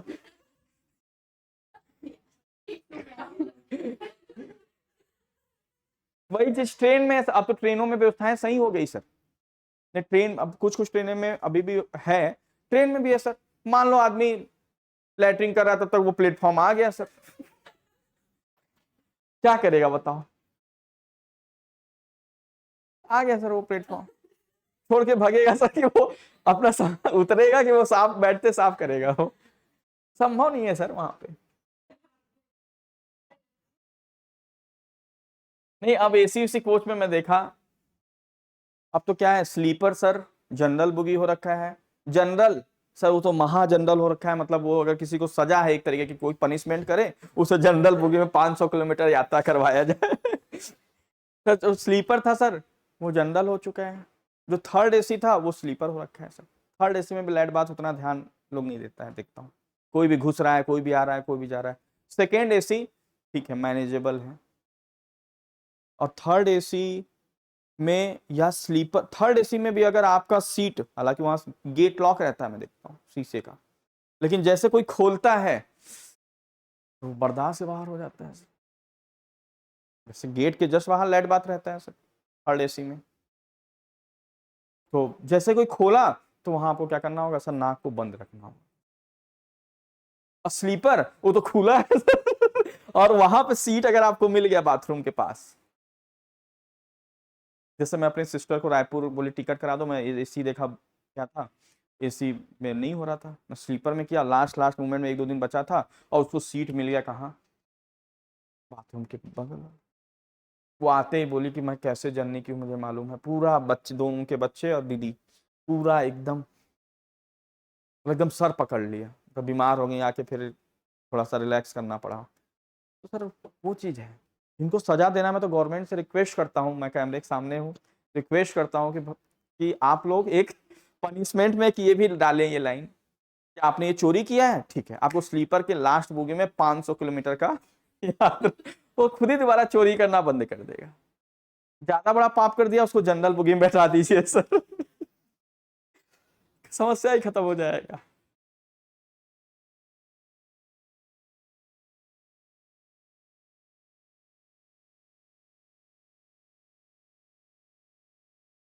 sir goods receipt note, sir goods receipt note मतलब purchase against goods receipt, sir goods receipt note का यूज कब करेंगे सर? जहां पे अकाउंट डिपार्टमेंट कहीं और बैठा है और स्टोर डिपार्टमेंट कहीं और बैठा है, वहां पे हमें सर एक ट्रांजेक्शन कितनी एंट्री करनी होगी, 2 एंट्री करनी होगी। गुड्स रिसीव होने की अलग एंट्री और इनवाइस आने की अलग एंट्री। गुड्स रिसीव कर रहे हैं उस टाइम कौन सी एंट्री करनी पड़ेगी सर? गुड्स रिसीट नोट में, जिससे केवल और केवल स्टॉक बढ़ेगा, लेकिन अकाउंट मतलब लेजर में कोई प्रभाव नहीं पड़ेगा। और जब परचेज इनवाइस की एंट्री करेंगे तो उससे लेजर में केवल इंपैक्ट पड़ेगा, स्टॉक में इंपैक्ट नहीं। तो ये सिस्टम बनाया क्यों गया है? इसलिए बनाया गया है कि पता चला ऐसा कि भाई परचेज बिल आए, ट्रैक कर सके, अकाउंट और इन्वेंट्री डिपार्टमेंट क्या कर सके, एक दूसरे को ट्रैक कर सके सर। ऐसा तो नहीं कि भाई बिल आ गया, इधर पेमेंट भी हो गया और पता चल रहा है गुड्स आया ही नहीं है सर, राइट। तो ट्रैकिंग हो सके कि कौन कौन सा गुड्स आ गया है, बिल नहीं आया है, या बिल आ गया है गुड्स नहीं आया है।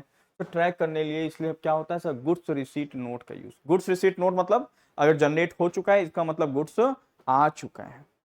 उसके बाद परचेज बिल आता है तो हम उसका पेमेंट करेंगे, लेकिन परचेज बिल पहले भी आ जाता है सर, गुड्स बाद में आता है, उस केसेस में पेमेंट आपको करना चाहिए नहीं सर। ठीक है, तो हमें जीआरएन कब जनरेट करना है सर, क्या लिखा है, creating receipt note for goods receipt. जब गुड्स रिसीव्ड हो जाए तो receipt note. Purchase entry against the GRN, purchase की एंट्री सर कब करेंगे सर, जीआरएन के बेसिस पे करेंगे कि गुड्स आया कि नहीं आया। Report on the purchase bill to be receipt, sir इसका मतलब सर इसमें एक रिपोर्ट देखने को मिलेगा जिसमें ये पता चलेगा कि purchase bills to be receipt मतलब गुड्स आ गया है लेकिन बिल अभी आना बाकी है।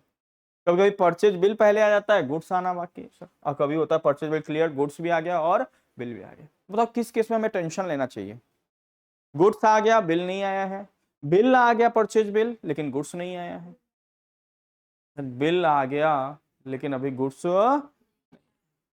उस केस में गलती से भी पेमेंट नहीं करना है, नहीं तो दिक्कत हो जाए। This is called GRN. Sir कौन जीआरएन जनरेट करेगा सर, बायर। कौन जनरेट करेगा,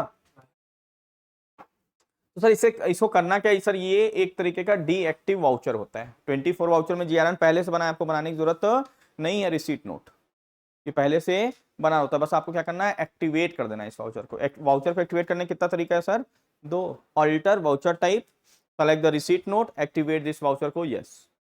या दूसरा तरीका क्या है, तो जब हम F10 के अदर वाउचर में जाते हैं, सो इनएक्टिव वाउचर पर क्लिक करेंगे तो जितने इनएक्टिव वाउचर्स आएंगे वो दिखेंगे, उसको एक्टिवेट कर देना है क्लिक करके, दैट्स इट।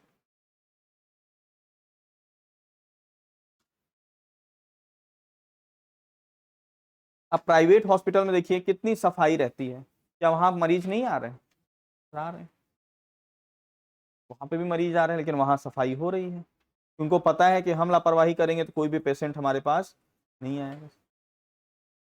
फिर आता है sir delivery note and delivery, तो delivery note same chapter, sale के जैसे रिसीट नोट परचेज के केस में अप्लाई होता है, डिलीवरी नोट सेल के केसेस में होता है। गुड्स जब फैक्ट्री से जाएगा तो हम क्या इशू करेंगे उसको, डिलीवरी नोट। जब डिलीवरी नोट से केवल और केवल क्या इंपैक्ट होगा, हमारा स्टॉक क्या हो जाएगा, कम होगा, लेकिन पार्टी का अकाउंट डेबिट नहीं होगा। पार्टी का अकाउंट डेबिट करना है तो क्या करना होगा, सेल बिल जनरेट करना पड़ेगा, सेल्स इनवॉइस हमें जनरेट करना होगा। और इसमें भी हमें रिपोर्ट मिलता है कि sales bill to be given. Sir ऐसा कौन कौन सा है जो गुड्स चला गया लेकिन अभी सेल बिल देना बाकी है, तो इसमें हमें कब कंडीशन लेना चाहिए, गुड्स चला गया बिल देना बाकी है, या बिल चला गया गुड्स देना बाकी है। तो गुड्स चला गया बिल देना बाकी है, उसमें हमें टेंशन लेने की बात है।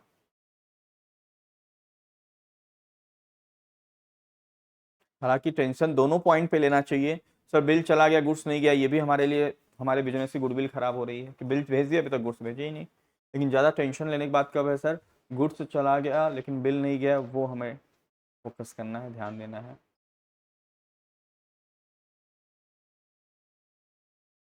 Next chapter is chapter number 40, purchase return या डेबिट नोट। सर हमने बताया था डेबिट नोट कब इशू करते हैं हम, किसी भी पार्टी को किसी भी एडजस्टमेंट की वजह से अगर डेबिट करना पड़ता है तो हम क्या इशू करते हैं उसको, डेबिट नोट। जैसे परचेज रिटर्न, उसी तरीके से इंटरेस्ट चार्ज कर रहे हैं, डेबिट नोट जारी करो। कोई ट्रांसपोर्टेशन चार्ज या कोई कम वैल्यू या गुड्स ज्यादा भेज दिए हैं सर, हम उसको बिलिंग कम अमाउंट का हो रखा है, डेबिट नोट भेजो। तो मतलब किसी भी फ्रेश ट्रांजेक्शन से नहीं, किसी भी एडजस्टमेंट की वजह से अगर किसी पार्टी को डेबिट करना पड़ रहा है तो हमें क्या इशू करना पड़ेगा, डेबिट नोट, राइट। कौन सा, डेबिट नोट वाउचर होता है, डेबिट नोट मतलब डेबिट नोट का वाउचर में एंट्री करना है। कोई ग्रुप वगैरह बनाने की जरूरत है, यहाँ ग्रुप की बात नहीं हो रही, हम किस पे बात कर रहे हैं कि कौन से वाउचर में एंट्री करेंगे डेबिट नोट। हाँ परचेज रिटर्न जो है वो परचेज के ग्रुप में आएगा, तो परचेज रिटर्न का लेजर बनाएंगे तो कौन से ग्रुप में आएगा, परचेज, राइट। तो same sir debit note voucher पे जाइए आप और वहां पे परचेज रिटर्न की एंट्री कर लीजिए। और ये भी बहुत यूज होता है सर, हमेशा आता है कि डेबिट नोट जनरेट करो, डेबिट नोट, तो सर डेबिट नोट क्या है, ऐसा एक वाउचर टाइप है, अपने टैली में सेलेक्ट करके डेबिट नोट इसको इशू कर सकते हैं। बस ध्यान रहे कि केवल ये purchase return is a example, ये एक तरीके का एग्जाम्पल, इस तरीके से कई केसेस हो सकते हैं जहां पे आपको क्या इशू करना पड़ेगा, डेबिट नोट करना पड़ेगा। और किसी भी एडजस्टमेंट की वजह से किसी पार्टी को क्रेडिट करना पड़ रहा है तो किस किस केसेस में पार्टी क्रेडिट करोगे आप? मान लो सेल बिल उसने भेजा था 10 पीस, 10 पीस का बना के भेजा था, लेकिन गलती से 15 पीस भेज दिया उसने, तो वो आपको 5 पीस के लिए डेबिट नोट देगा और आप क्या करोगे, क्रेडिट नोट करोगे। सारी बात समझ में? सेल्स रिटर्न आप कर देते हो, सेल करते हो तो पार्टी को डेबिट करते हो, सामने वाला सेल रिटर्न कर दिया आपको, क्या करोगे, क्रेडिट नोट इशू करोगे।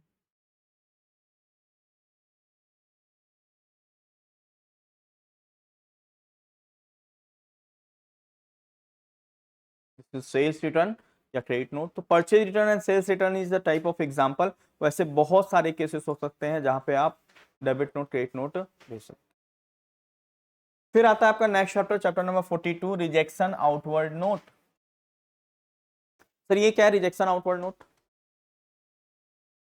सर डेबिट नोट और क्रेडिट नोट किस केसेस में है, नॉर्मल केसेस में, जहां हम परचेज सेल की एक एंट्री करते हैं वहां पे डेबिट नोट और क्रेडिट नोट रिटर्न के लिए।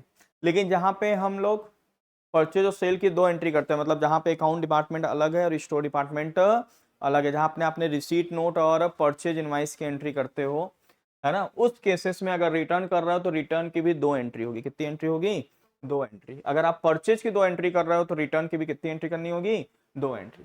कौन कौन सा, डेबिट नोट ये किसको इंपैक्ट करेगा, अकाउंट को करेगा। और रिजेक्शन आउटवर्ड मतलब इसको बोलते हैं परचेज रिटर्न। आउटवर्ड मतलब आपके बिजनेस से चला गया, इनवर्ड मतलब बिजनेस में गुड्स आ गया रिजेक्ट होके, तो रिजेक्शन आउटवर्ड करेंगे। तो सर इसके लिए आपको रिजेक्शन आउटवर्ड करना पड़ेगा, ये किसको इंपैक्ट करेगा, इन्वेंट्री को। सारी बात समझ में? तो सेम है रिजेक्शन आउटवर्ड नोट, ये कब करेंगे, जब आप जीआरएन वाला सिस्टम एडॉप्ट करते हैं, तो उस केसेस में रिजेक्शन रिटर्न के लिए रिजेक्शन आउटवर्ड करेंगे। और नॉर्मल अगर करते हैं वहां पे डेबिट नोट और क्रेडिट नोट। तो रिजेक्शन आउटवर्ड नोट। अब ये रिजेक्शन आउटवर्ड नोट कैसे ओपन होता है, सर सिंपली अदर वाउचर्स में जाइए, F10 करके वहां रिजेक्शन आउटवर्ड नोट का ऑप्शन दिखेगा, आप उसको सेलेक्ट कर लें।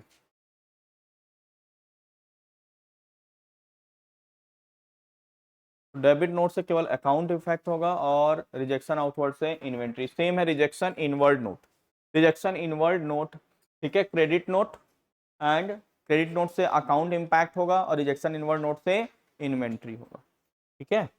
गुड्स रिटर्न, अच्छा रिजेक्शन इनवर्ड नोट को क्या बोलेंगे, गुड्स कौन सा रिटर्न है, rejection inward note purchase return है या सेल्स रिटर्न है, सेल्स रिटर्न है सर। रिटर्न रिजेक्शन इनवर्ड मतलब रिजेक्ट होके आपके बिजनेस में आ रहा है, मतलब सेल किए होंगे तो चला गया होगा, रिटर्न होके आ रहा है मतलब that is the sales return.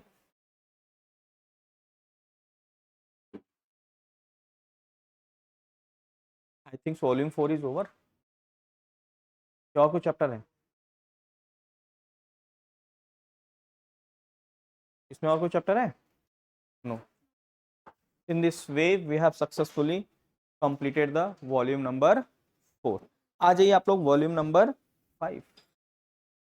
हाँ 5 मिनट ब्रेक, ठीक है 5 मिनट का ब्रेक लेते हैं और इसको कर देता हूँ मैं